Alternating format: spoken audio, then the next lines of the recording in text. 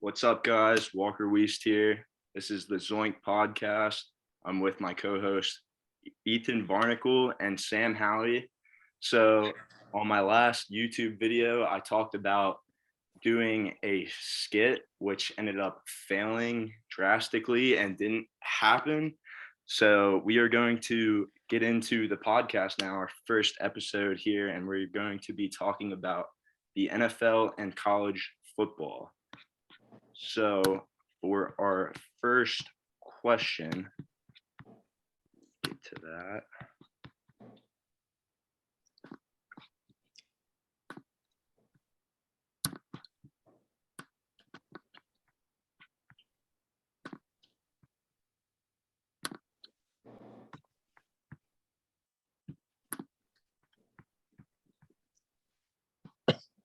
Who is your favorite to win the college football playoff and why? One of you guys can go first. All right, I guess I will. I guess I'll start off with that question. I don't know. I think I'll have to say Ohio State this year. I mean, I think it's time. It's been a while. Last since 2015, they beat Oregon. And right now, I think they have the right pieces to make a run. You got guys like C.J. Stroud, and you got Jackson Smith-Njigba. It really helps them out on offense. And then all around, they're just not like Bama. They're not one of those teams that rebuilds. They straight up reload. And it's going to happen every year because they are one of the best coached college football programs in the nation right now. And for those reasons, I believe that Ohio State's chances of winning a national title are very, very high. Yeah, so I actually think Georgia is going to go back to back this year. It's Georgia seemed like they didn't lose a step from last year, and they lost a bunch of key parts on defense. But their defense is still going strong, and Alabama did not look too well versus Texas. They struggled a lot, and I don't think that offense can just compete with Georgia's defense. And it might show. So, and Stetson Bennett looked great the first couple weeks. If he keeps it up, I think Georgia's going to make a run again. Well, I'm going to have to agree with Sam on this one. I also picked Ohio State to win it all. I mean, C.J. Stroud right now, he's favored to win the Heisman. And, yeah, they got Travion Henderson at running back. They have Jackson Smith-Njigba, even though Smith-Njigba is injured right now. He will be back later on in the season.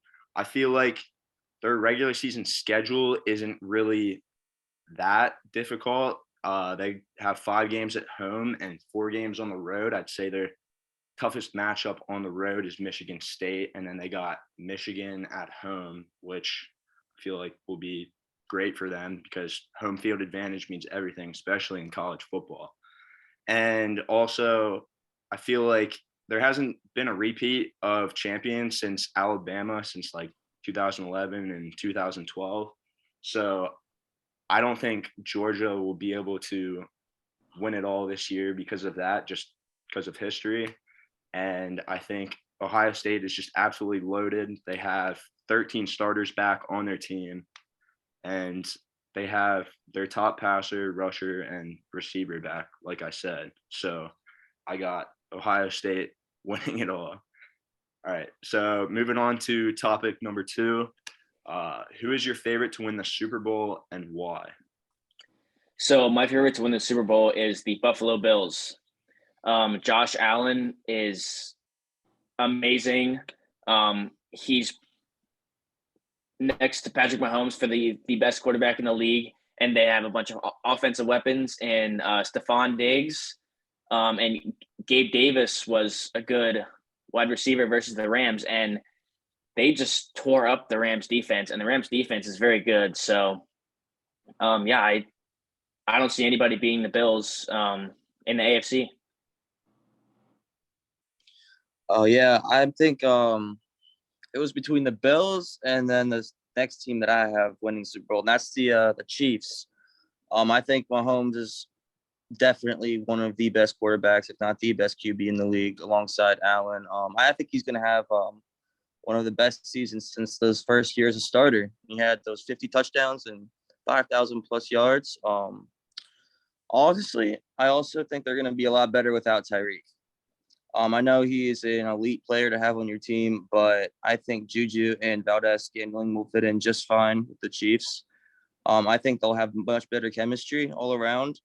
And Patrick Mahomes won't be just targeting one specific player in general. He's got multiple weapons he can throw to. I think the Chiefs are also due. I think Patrick is going to get his second ring. Yeah, I agree with that. Not the second ring part, but I agree with I think that the Chiefs are going to be a solid team again this year just because Patrick Mahomes is an absolute beast. And I mean, you seen week one just absolutely tore up the Cardinals defense. But my pick for the Super Bowl, I got the Bucks winning, and my reason, Tom Brady. Yep. It's his last Brady, year. yeah, Tom Don't Brady. forget about the Bucks. Tom Yeah. Brady, every other year, the past however many years it's been, he's won the Super Bowl, and it's that other year this year. And their offense, even though like Godwin just got injured or whatever, their offense is still looking solid. They added Julio Jones, Roddy White off the Falcons. Russell Gage. Yeah, or Russell Gage, not Roddy White.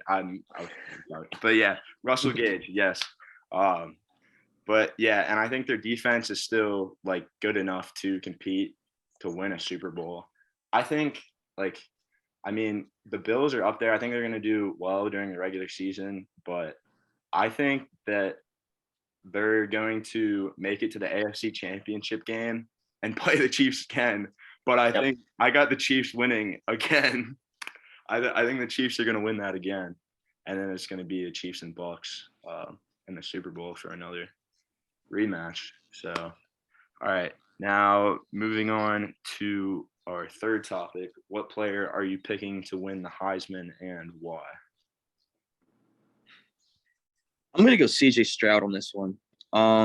I had the Buckeyes winning the national title earlier, and I think Stroud's going to take the Heisman this year.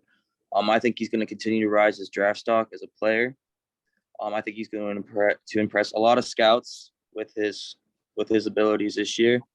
I think he's going to have one of his best seasons at Ohio State and could be the first pick in the next draft. Who knows? But yeah, as far as winning the Heisman, I'm going to go CJ Stroud. I have to agree with you there, Sam. It was either between CJ Stroud or Bryce Young, but I think that CJ Stroud has the better offense. He has the better weapons, and he will probably go number one pick if he keeps it up. Yeah, I also got CJ Stroud on it just because their regular season schedule, I feel like, is easier than some of these teams that are in the SEC, and I feel like he's going to be able to go off against these teams with the offense he has and all the weapons he has. I feel like he will, even though he is the favorite, obviously, I feel like he will win it. And I mean, there hasn't been a Heisman back-to-back winner since like Archie Griffin, so I don't think Bryce Young's going to be able to steal that from him at all. All right. So moving on to what player are you picking to win NFL MVP? I have to go with Josh Allen. I think this is his. I feel like this is his golden year. I feel like this is the year that he will finally prove that he is the best quarterback in the NFL. He looked unstoppable versus the Rams, and I can't go against him on that. So. Yeah, I also have to go Allen. He absolutely obliterated that defense in the LA Rams, the defending champion Rams at that too. Yeah, that was just if you're a Rams fan, I would imagine that's hard to watch. And I also love the chemistry he has with his receivers, Stephon Diggs, Gabriel Davis. And I said earlier, Patrick Mahomes is one of the best QBs in the league right now, but I think Josh Allen is the best QB. I'm predicting personally that he's going to break 4,000 yards passing, and then he's going to throw for 40 touchdowns. Don't forget about his legs too. He can he can run too. Yes, Oh yeah, he's everything I wanted Carson Wentz to be in Philly, no doubt. I got Josh Allen as well. I mean, yeah, week 1 going into LA, facing the defending Super Bowl champions and beating them the way they did, just absolutely obliterating them in the second half, like ridiculous. Like he was just on fire, like couldn't be stopped. But yeah, I think he's gonna have a hell of a season, and I got him winning MVP, even though I don't have him making the Super Bowl or winning it. But yeah, I got Allen also winning the MVP. So that moves us on to our 5th topic. After 2 weeks into the college football season, what team are you most impressed with and least impressed with? So, as far as the most impressed with goes, I would have to go and say USC, because they went this offseason and made some pretty solid additions. They got quarterback Caleb Williams from Oklahoma, and they also brought in their coach Lincoln Riley, which I thought was a fantastic move on their part. And for a team, they haven't been as competitive as they were in the mid-thousands. But right now, with everything going on, I think that they have a really good shot at being back in the top 10. If they can keep things going, keep the recruiting.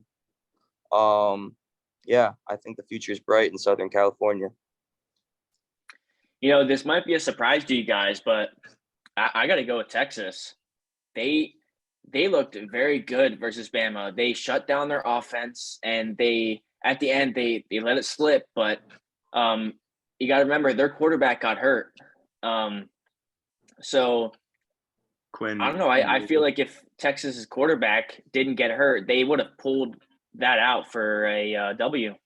Absolutely. I got to go with Texas. They played a very good game versus Bama. Yeah, I also picked most impressed with Texas. Quinn Ewers was having a hell of a game. I mean, they have 2 great quarterbacks on the Texas squad. I think that's why they were able to stay in that game the whole time, and their defense played great too. It was a fight until the end, but unfortunately they gave Alabama a little too much time, and Bryce Young was able to drive down the field, and they made that field goal to win it. So, but yeah, they're looking good playing against Bama. Yep. Bama being ranked that high. I mean, they're always ranked that high every year because of Nick Saban's resume and recruiting, obviously, but and coaching. But yeah, so I think Texas was the most impressive team so far. Runner up, I'd say, for that is Florida State, because they beat LSU at LSU. That was a crazy That game Yeah, was that was insane. game was ridiculous, and I had a bet on it. All right. So Least impressive. Let's go to least impressed with now. I'll start with that one as well. I think this one's a pretty obvious choice. I gotta go Notre Dame. Yep. Yeah, it's understandable when you're gonna go up against Ohio State in prime time. It's understandable. You're going up against one of the best teams in college football. Brand new season, brand new head coach against an elite team. All right, no big deal. But when you go out there with expectations that Notre Dame has, and you lose to Marshall, that's just pathetic, man. Yeah, That's just pathetic. Yep. I know they've got I mentioned the new coach. I know he's new, but yeah, when you lose to a team nowhere near contention, that's just pretty tragic. It's pretty tough to come back from. Yeah, so I'm also with Notre Dame there. I think they had an impressive game versus Ohio State, but then they played Marshall and lost. Like that was the most surprising for me, because Notre Dame's always top 4 by the end of the season, and that probably ended their chances of making the playoffs this year. Starting 0-2 and losing to an unranked Marshall team. That's a tough one to come back from for sure. Yes, I also picked Notre Dame. They're always overrated as shit every year. It pisses me off. Yeah, but, pretty much. It pisses me off. But so yeah, I mean, they got beat by Marshall. Like, they kind of hung in that game with Ohio State, which was all right, but like I don't know. Yeah, just losing to Marshall in the fashion that they did and being ranked so high. I mean, like a lot of that conference was a Sun Belt, right? I think that Marshall's out of.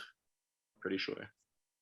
Yeah. So a lot of the teams in that conference, I think it was like 4 teams. Yeah, 4 teams won. Appalachian State was one of them.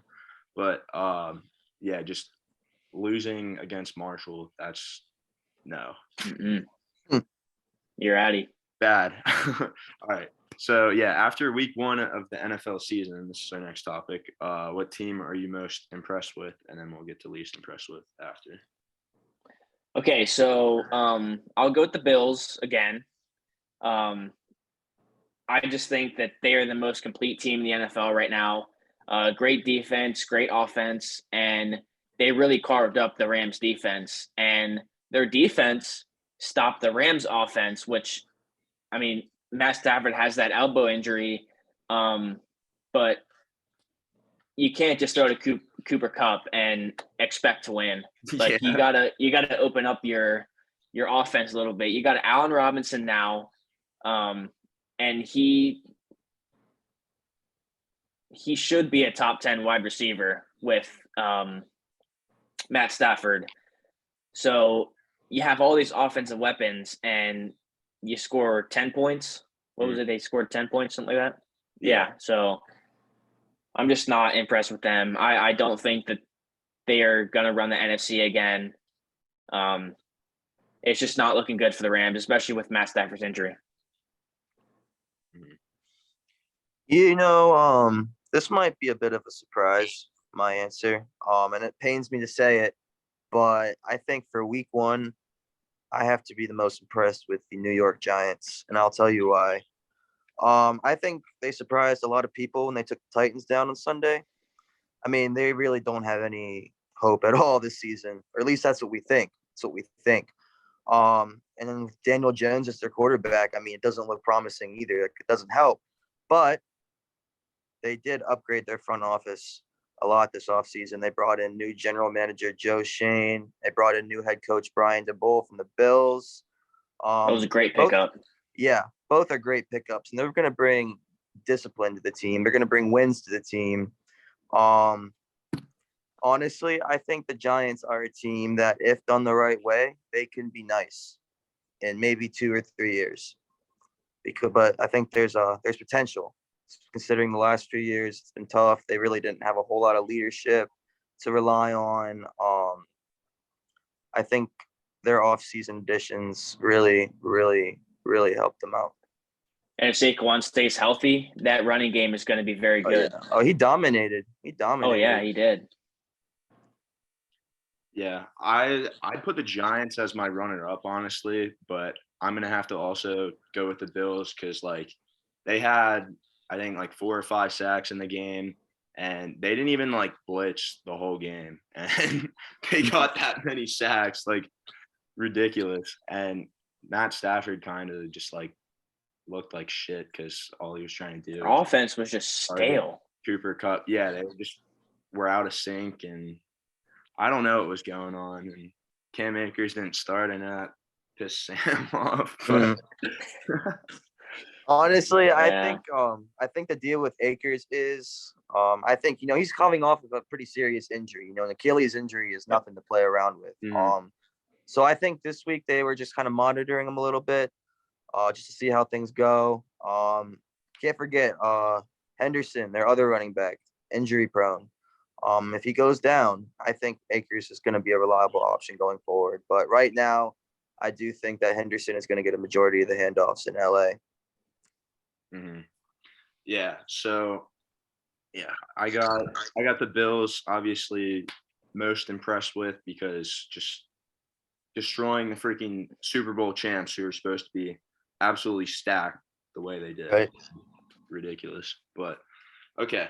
So now let's move to least impressed with.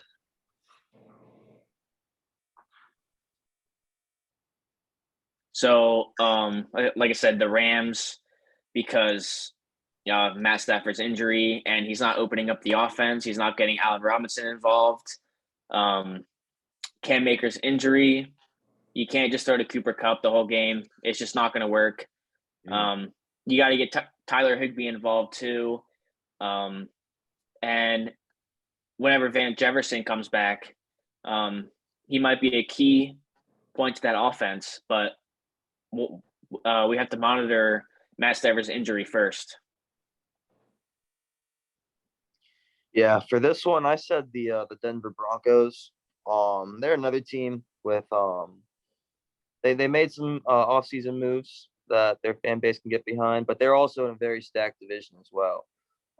Bringing in guys like Nathaniel Hackett to be their head coach, getting guys like Randy Gregory, and then of course their big acquisition and Russell Wilson, getting him from Seattle.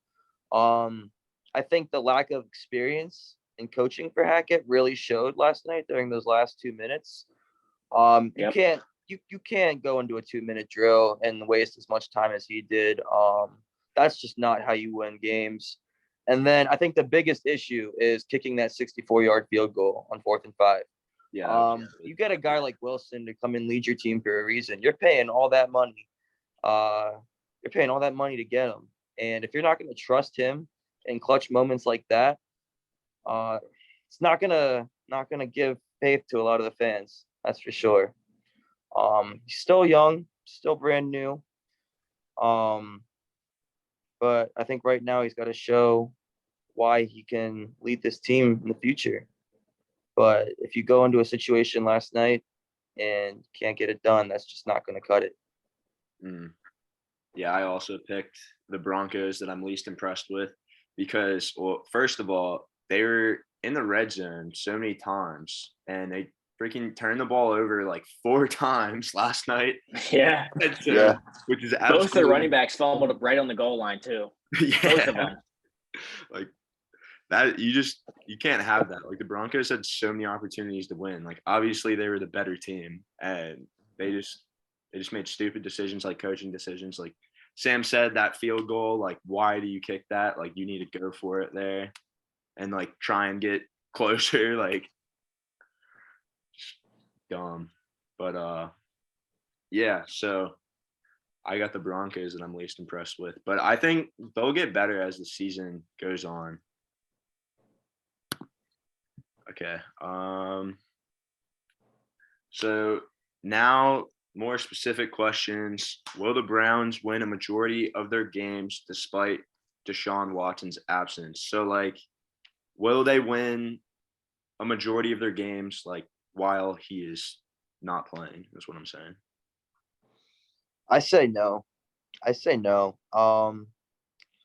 I mean, they're gonna have Jacoby Brissett as their starting QB for the first 11 weeks of the season.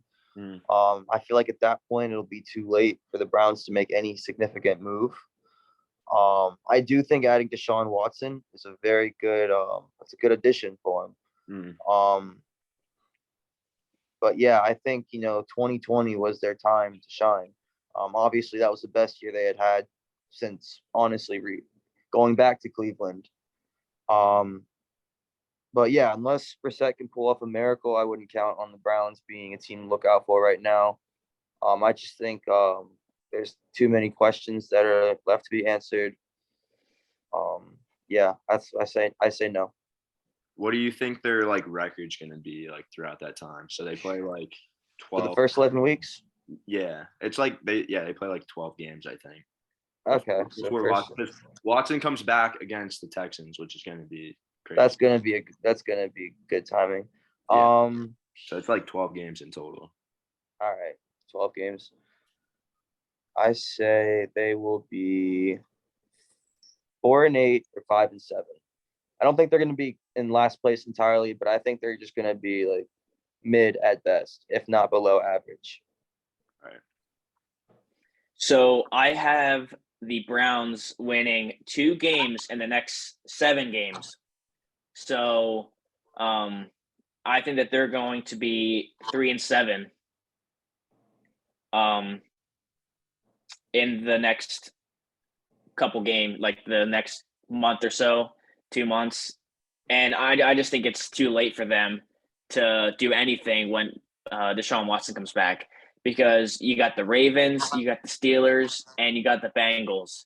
And those teams are Just kind of keep stacking their wins. I know the Steelers just beat the Bengals, but Super Bowl hangover. I believe that the Bengals will come back next week versus the Cowboys and roll all over them. So I think the Bengals will be back, and I just don't see anything in their offense. Amari Cooper was there. He had 3 catches for 17 yards.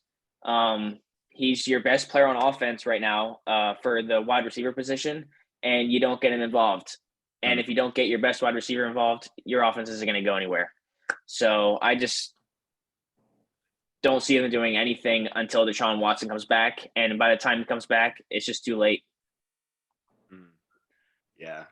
So you guys both got the under with the record. I'm actually going to say that the Browns go an even 6-6 before Watson comes back. So I got them going 6-6. I didn't really look at who they play like later on in the season, but if they're 6-6 and Watson can go off, then maybe the Browns will have a shot at playoffs, but I don't think the Browns are going to be as bad as you guys are thinking, even with Brissett. I think they're going to go an even 500 based off of who I see and who they play against. Like, they do have some hard matchups where I feel like they're like guaranteed losing those games, but they also have some like matchups that I feel like they could make a move to somehow win that game. I mean, like the Panthers obviously aren't great, but like Baker Mayfield came into like Cleveland thinking he was going to tear him up or something, and he did not. So, Nope. All right. So, moving on to our final question: how will the Cowboys fare without Dak Prescott? Ethan, this one is specifically for you. All right. So Let's hear it, Ethan. Okay. So their first game versus the Bucks, their first drive was pretty good. They were moving the ball down the field. So I was thinking to myself, okay, like it might not be too bad without Amari Cooper. They kicked the field goal. All right. After that, their offense just went completely stale. I think Kellen Moore's play calling is not the best. You had Ezekiel Elliott running for, I think it was 5.6 yards a carry, and they stopped running the ball. And their defense kept stopping the Bucks, and they just kept kicking field goals. But you can't get anything going on offense. And I think without Dak there, it's just going to be even worse. They play the Bengals next week, and I just don't. I see their defense stopping them a couple times, but their offense just can't keep up. And I think that they're going to rush Dak back from his injury just to force him back, and it might cause more problems. So I see the Cowboys coming third in the division. Yeah, I'm with you on that one. I think there's no other way to say it. They're screwed without Dak right now. Yeah, they are. I think we all saw what happened a couple seasons ago when Dak went down with that season-ending injury against the Giants. They struggled to get their quarterbacks going. They couldn't stick with one. And all around, they just looked lost. And I don't think it's going to be any better this year. I don't think Cooper Rush is going to – I don't think he's going to be able to hold it down. And they just don't have enough weapons. Yeah, that was my next point. Aside from CeeDee Lamb, right? He's their wide receiver one. Yep. I think they're going to have to rely on their defense until Dak comes back. They don't have the weapons right now to get the ball down the field. I do believe that Micah Parsons is going to step up, and I think he's going to step up big. I think he's going to show why he's a great leader and a great player these next several weeks while Dak is gone. I think he's going to become the heart and soul of the locker room personally. I believe he's the second best player, not just on their on the team. The best player on their defense by far the second best player on their team. He might just be the best player on their team if I'm being for real. I think he's the best player on their team. What you just said about him, you think he's going to be all this? I think he already is all that. Yeah. Oh, he is. And he made some amazing sacks. I was very impressed with him. And I feel like he's going to have a better season than he did last year. Mm-hmm. Yeah. I meant to say I know. I should have started off with that. Yeah, I think he is for sure the best player on the team, and I think he is going to be ridiculous this season. And I mean, like, I don't know how long Dak is going to be out for. Like, how long? 3 to 4 weeks? You said, Ethan? Oh, it was like so they're saying 6 to 8. They said 6 to 8 yesterday, and then today they're coming out and saying, "Oh, he's going to be out in 3 to 4." Okay. Well, yeah, I feel like without him, like, yeah, they're going to probably suck. But also, despite that, they do have the easiest schedule in the NFL. So they should try and make the most out of that. And even if it's scrappy, find a way to, like, get the win somehow. They're going to have to do something about their QB situation, maybe even try and make a trade or something. I don't know. Try and get Garoppolo, like you said before. Yeah. Jimmy Garoppolo or something. Try and make a way to make that happen. But yeah. So I think that the Cowboys, they'll be all right, I guess. But at the same time, not all right. But like, yeah, they have the easiest schedule, so they need to make the most out of that and take advantage of having the easiest schedule and find a way to get the win somehow. Coming from an Eagles fan, of course, but all right. And that is our final topic of the night. Thank you for tuning in to the Zoinked podcast. I'm your host, Walker Weist. Thanks, Ethan Varnicle and Sam Howie, for joining me. They are our co-hosts, and have a good night, everyone. Have a good night. Peace out.